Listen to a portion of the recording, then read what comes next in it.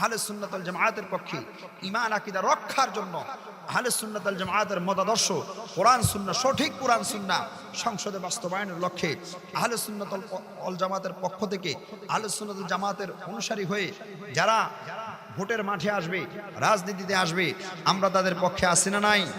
আরো জোরে আছি না নাই? বলেন আমরা সুন্নি না ওয়াহাবি? আমরা সুন্নি না ওয়াহাবি? এ তুমি কে আমি কে? জোরে বলেন, তুমি কে আমি কে? তুমি কে আমি কে? আমরা যদি সুন্নি হই তাহলে সুন্নিদের ভোট সুন্নিদেরকে দিব। কথা বলেন ঠিক কিনা? সুন্নিদের প্রতীক হচ্ছে তিনটা, মোমবাতি, চেয়ার, একতারা।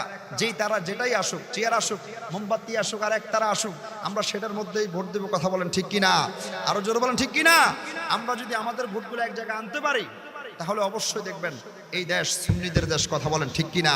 আরে আমাদের এই বাংলাদেশ তো সুন্নিদের দেশ, কারণ এই দেশ আবাদ করেছেন ওলিয়া উলিয়ারা। কথা বলেন ঠিক কিনা?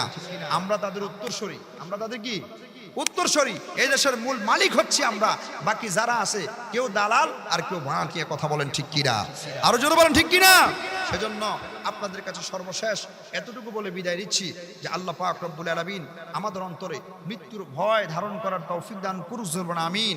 এবং যাবতীয় যত ধরনের গুনাহ রয়েছে সকল গুনাহ থেকে আল্লাহ আমাদেরকে বেঁচে থেকে আমলের জিন্দেগি যাপন করার তৌফিক দান করুন, আমিন।